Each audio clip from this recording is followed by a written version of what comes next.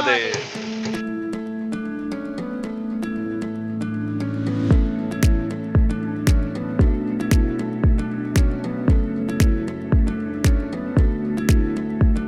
সোমনাথের আশেপাশের পবিত্র স্থানগুলি ঘুরে দেখার পর এবার আমাদের খুব খিদে পেয়ে গিয়েছিল, তাই আমরা চলে এলাম সোমনাথ ট্রাস্ট পরিচালিত শ্রী লীলাবতী অতিথি ভবনে।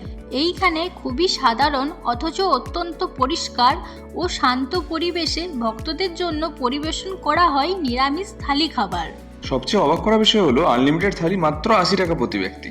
ভাত, ডাল, রুটি, সবজি, মিষ্টি, কারি সব মিলিয়ে খাবারের স্বাদ সত্যি অসাধারণ ছিল। এত কম খরচে এত সুন্দর এবং পবিত্র পরিবেশে খাবার পাওয়া সত্যি এক অসাধারণ অভিজ্ঞতা।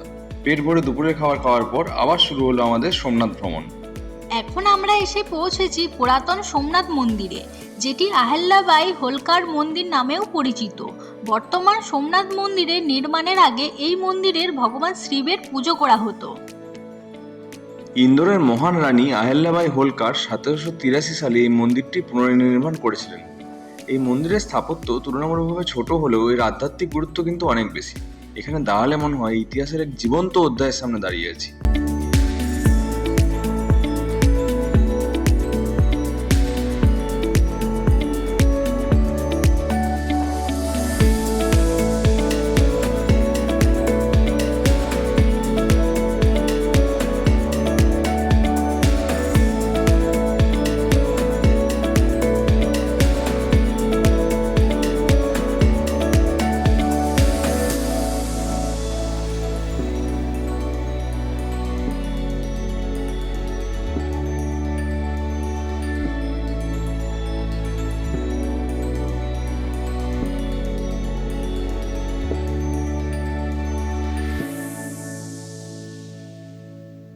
এরপর আমরা গেলাম ঠিক সোমনাথ মন্দিরের পাশেই অবস্থিত লক্ষ্মীনারায়ণ মন্দিরে।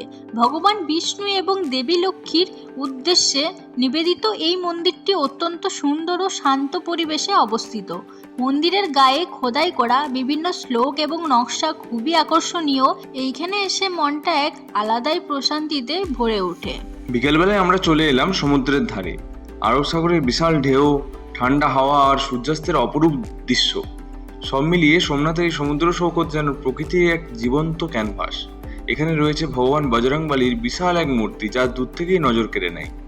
সমুদ্র গর্জনের মাঝে দাঁড়িয়ে থাকা এই বিশাল হনুমান মূর্তি যেন শক্তি, সাহস এবং ভক্তির প্রতীক। আমরা এখানেই পুরো বিকালটা কাটালাম।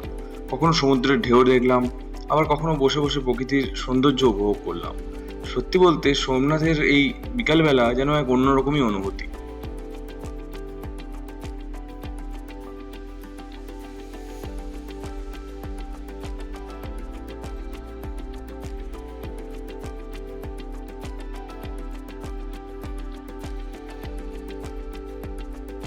সন্ধে নামতেই আবার ফিরে এলাম সোমনাথ জ্যোতির্লিঙ্গ মন্দিরে, কারণ এবার দেখব মন্দিরের বিখ্যাত laser light and sound show.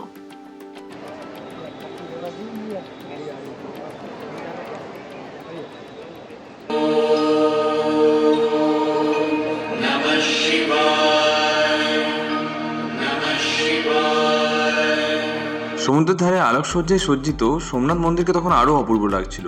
এই শো এর মাধ্যমে সোমনাথ মন্দিরের হাজার হাজার বছরের পুরনো ইতিহাস, আক্রমণ, ধ্বংস এবং পুনর্নির্মাণের কাহিনী অত্যন্ত সুন্দরভাবে তুলে ধরা হয়। আলো, শব্দ এবং সঙ্গীতের মাধ্যমে পুরো ইতিহাস যেন জীবন্ত হয়ে ওঠে চোখের সামনে। বিশেষ করে মাহমুদ গজনীর আক্রমণ এবং তারপরেও সোমনাথের পুনর্জাগরণের গল্প সত্যি গায়ে কাটা দেয়। এই শো শুধু বিনোদন নয়, ভারতের সংস্কৃতি, বিশ্বাস এবং আত্মসম্মানের এক আবেগঘন উপস্থাপনা।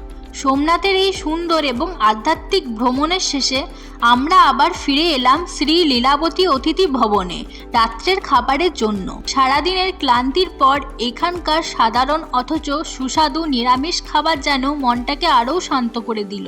সোমনাথে কাটানো পুরো দিনটা আমাদের কাছে শুধু একটা ট্রাভেল ব্লগ নয়, বরং এক অসাধারণ অনুভূতি হয়ে থাকবে। ভগবান শিবের আশীর্বাদ, সমুদ্রের শান্ত সৌন্দর্য, মন্দিরের ইতিহাস আর মানুষের ভক্তি সব মিলিয়ে সোমনাথ সত্যি এক অনন্য অভিজ্ঞতা।